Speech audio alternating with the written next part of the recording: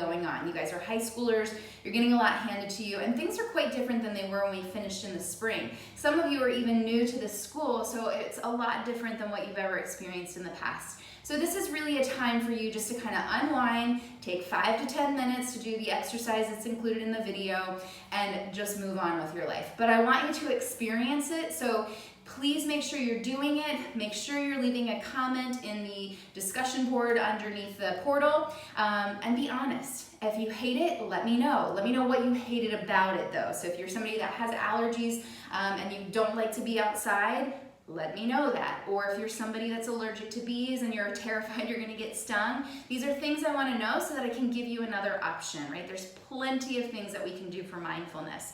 Today, I'm gonna teach you 4 basic yoga poses that you are going to see pretty much every time we are together, moving our bodies.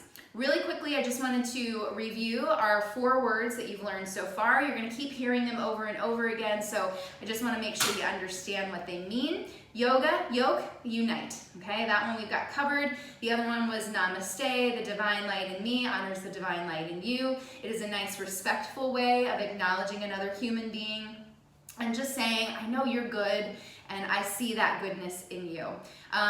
Please, I know that some of you didn't actually watch the video because of some of the answers I got. So, you know, I appreciate your effort, but make sure that you're watching the video so you can answer correctly.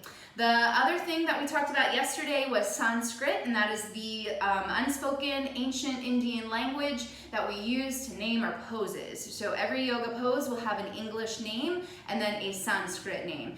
English will get used probably more than Sanskrit, but I also use them interchangeably. So I want you to get used to just hearing them so they're not completely foreign, because I might say like, all right, let me see your Tadasana, and if you don't know what that is, you're gonna be the one person in the class that's sort of lost. So these are easy things, don't worry, I'm not gonna overcomplicate it. And then asana is the other part of that. So asana itself means pose, posture. So every pose that we have is gonna actually have a couple of pieces to it. So for example, like I just said, Tadasana, that is your mountain pose, and that's the first one I'm gonna go over with you today. So Tadasana is ta-da! You are standing up and you are at full attention.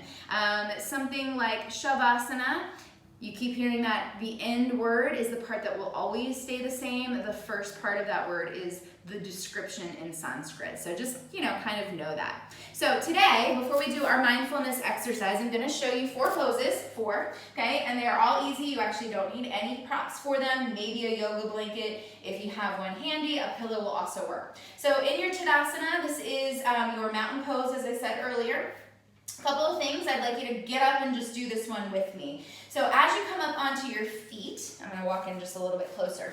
I'd like you to stand any way that you would, like when you were at Target, just standing in line, waiting to check out. So you're standing in line, and you can see this is how I stand a lot. My husband makes fun of me all the time. So as somebody that should be very aware of my posture, I'm somebody that is kind of lazy when I stand sometimes. So when I think about it though, you know, stand up pretty tall. I'm 5'2", I want to look like 6'2". So standing a little bit taller gives me an illusion of being a little bit leaner and longer. But this is it, okay? So basic part of this pose is your feet. So when we sit, we really work into the sits bones. When we stand, our feet are so important. And we don't talk about them a lot. Sometimes we talk about how much we don't like them, but your feet are the things that not only carry you around in life, but they're the thing that keeps you grounded, right? So that is kind of the word of the week. We are grounding into each moment. So when you come onto your feet, you'll bring your big toes together, heels a little bit apart. If it's more comfortable to have your big toes not touching, then that is totally fine as well. But feet are a little bit close together. And then when you just stand, just take a moment to let yourself get a little floppy again, and then look down at your feet. Pull all 10 toes up off the mat and then feel what that just did to your feet. You should feel that inner arch, that thing that's in the center, lift up and away from the ground unless you have fallen arches or flat feet. But once you get your toes up off the floor, I'd like you to kind of roll your feet in and out a little bit. And we call these 4 points of contact your 4 corners. So when you are standing and doing many poses, these are the parts of your feet that are connecting you into the ground. Your toes are relaxed, almost always. There's really not any pose where you're gonna curl the toes under. You might point them, you might flex your feet, but for the most part, your toes are always gonna remain relaxed, okay? So you ground down through your feet, you can rock and roll in and out, but from your shin bones, all the way up through your knees, all the way up through your quads, lower abs, upper abs, lifting ribs away from hips, lift the top of your chest, roll the shoulders up, back down, reach your fingertips away from your body, thumbs out. Every muscle should be fired up, and this is your mountain, okay? So mountain pose, Tadasana. The next pose I'm gonna come down onto the mat for. So this is your Balasana or child's pose, and most of you have probably done this at some point in your life. So I'm gonna show you the traditional way first. This is how it should look. Your belly's on your thighs, your hips are back on your heels, or at least close to them. Arms are extended overhead, and then eventually, hopefully, you can get your forehead to touch the mat. Now, that's not always going to be the case, especially if you're somebody with super tight hamstrings. So if you're somebody that you get into this child pose, usually it is my boys. This is about where they can get, and they're tight, and they're like the Tin Man from the Wizard of Oz. So if your hamstrings are really super tight, take your yoga blanket, tuck it behind the knees, sit back onto your heels or the blanket. You could also use a pillow if you're super duper tight, and then you come back down from here. It's a little bit more enjoyable. I like to have, actually I don't have tight hamstrings, but this is the option I like to pick, at least if it's something we're gonna stay in for a while. If we're in the middle of doing a yoga class and we drop down into this pose, it's usually so you can catch your breath. The other option you can do is move your arms so they're by your side. So when tired, shoulders are tired and fatigued, this is where you would like your arms to be, okay? So this is Balasana, child's pose. Next one, pretty much where you're gonna spend a lot of time with me, is crisscross applesauce. This is your Sukhasana. Sukha means sweetness. So this actually means easy seat, and this is it, right? So you can do whatever you want with the hands. I like to say roll the palms up, but for me in this pose, it feels a little bit more comfortable in my body to have my palms down. We'll talk a little bit about the symbolism of what palms up and down mean later, but for today, this is all you need to know. So Sukhasana, easy seat, Balasana, child's pose, Tadasana, mountain pose, and finally, Shavasana. So if you've been with me before, you know this one too. This is the easiest yoga pose you're ever gonna do in your whole entire life. So in your Shavasana, it is not the meditation part of class, although those two words kind of, get interchanged quite a bit. All you need to know is Shavasana is the pose, not the meditation part. They usually go hand in hand, but they're two separate things. But they're yoked together, right? So in your Shavasana, you can have your legs a little bit wider than your hips, allow your feet to kind of roll out naturally, allow the shoulder blades to come in a little bit so you feel your chest open more. Palms are gonna be up to help facilitate a little bit more opening here in the top of the chest. We spend a lot of time leaning forward, bending over, looking at our computer screens, our telephones, and everything in the front of the body gets pulled forward. So this area gets really tight, and that can start to affect our upper back and neck. It can even start to affect our lower back. So we want to find a way to facilitate a little bit more easiness and opening within the body. The only other modification for your Shavasana is if you have lower back pain, and then for those people, you will plant your feet like you're going into a bridge pose. Then take your heels and your toes out one time, heel toe them out, and allow your inner knees to come in to connect. And when you do that, I don't know if you can see, but there should be like a little gap here between your low back and the floor, and that just helps alleviate pressure on the lower back. Okay, so let's find our Sukhasana easy seat. This exercise will only take a few minutes. This is your meditation for today, or mindfulness meditation practice. So we are going to do a little breath work, and we're going to combine that with visualization. So before we even close our eyes or get started, I want you to think about two separate colors. The first color you're going to think about is a color that you associate with joy, happiness, lightness, something that brings you a little bit of comfort, solace, peace.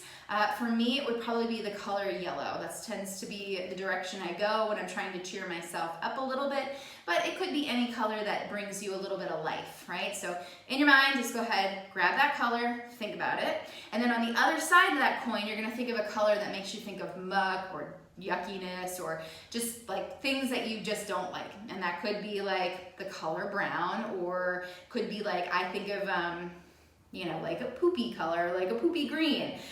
So just anything that, like, it reminds me of sludge. So just something kind of icky. All right, so we've got two colors, one that brings us joy, one that we don't like and we want to get rid of. All right, once you get those two colors established, you'll sit nice and tall. Feel free to sit up against a wall if you need a little support for your back. Allow your hands to do whatever they want to do, so if it feels more natural to have them turned up, you can do that as well. Take a nice big breath in. You'll draw in from the bottom of your belly, lift up through your chest and all the way through the throat. And then exhale back down through the nostrils. Allow yourself to feel rooted and grounded through the sits bones. Take another big breath in. And through the nose, breathe the back out. We'll take one more together. And let it go completely. Keep your eyes closed. Just give me your ears for a moment. You're just going to continue to breathe. And in the next few minutes, what I'd like you to think or consider is as you inhale, we'll start to breathe in your color. So we'll stay here together for a few moments. Breathe in. I'm just going to say yellow because that's my color. So inhale, deep breath. Feel that color surround you. And then as you exhale, let it go. Take another breath in. Allow that color to be a little more vibrant and bright. And then let it dim just a touch as you breathe it back out. Take 2 more breaths like that, allowing that color to infiltrate your mind and engulf your body. And then on the out breath, just allow yourself to let that color dim within your mind's eye. Last one. And then breathe it out. Okay, we're going to continue with that breath, so just keep breathing, just give me your ears. The next few rounds of breath, you'll inhale the exact same way, but on the out breath, I want you to visualize you're breathing out that color of sludge or whatever it is that you don't like, that color that you associate with yucky, and then we'll just continue with that.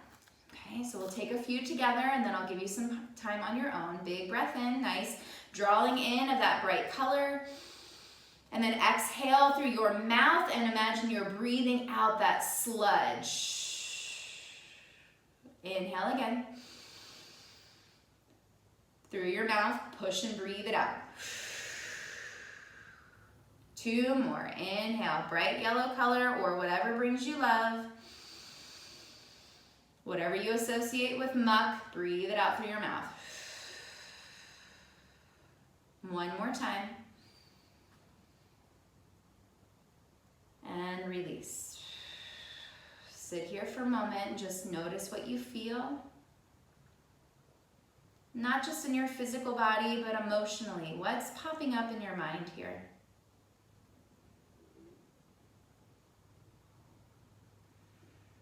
Remain as you are with the eyes still closed. Whatever color you chose, I want you to just pretend that there's a little beam of light right in the center of your heart.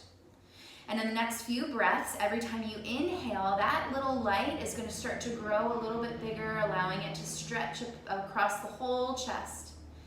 You'll exhale and then keep breathing in, allowing that light to grow a little bit more.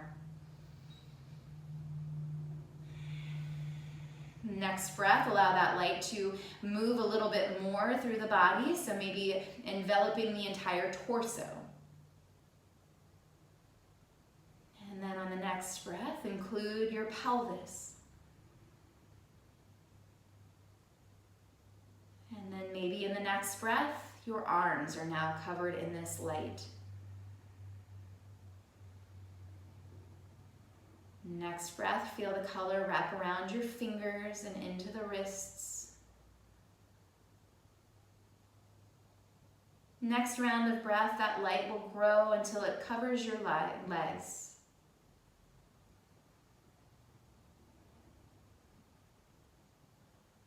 Allow the light to grow a little bit more as it covers your feet.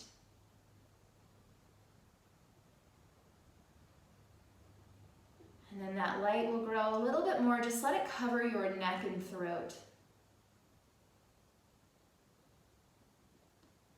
And then as you take your next 2 breaths, allow that light to cover the entire body, so your head will now be included.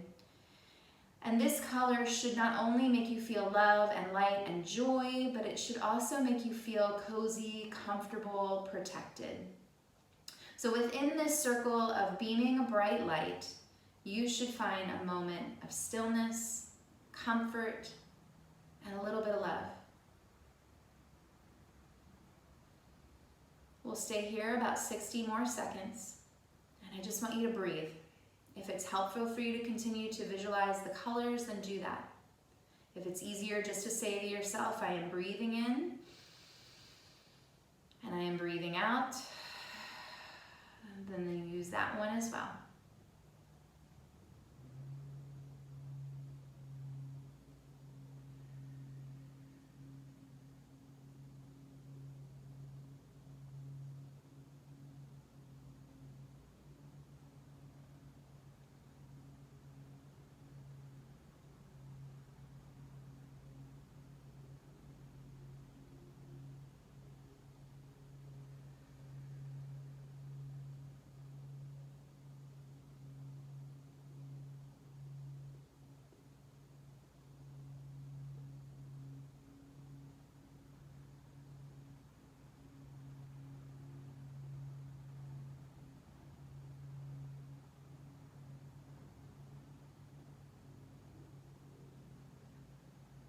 Allow your breath to become a little deeper.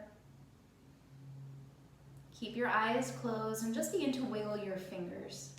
Reconnect in with your belly button, draw it up, draw it in, and see if you can lengthen your spine and sit a little taller. We will end class this way every time, so bring your hands together in prayer position. Allow your thumbs to touch your sternum or the middle of your chest, and allow your elbows to drop down a little bit closer to the rib cage. Forehead to fingertips. We'll take a moment in gratitude for the fact that we are able to move our bodies this way. Love, light, and joy, my friends. We will do a call and response. So I will say namaste. You will say it back. Inhale one last time. Thank you so much for showing up today as we say namaste. All right, friends, I will hopefully see you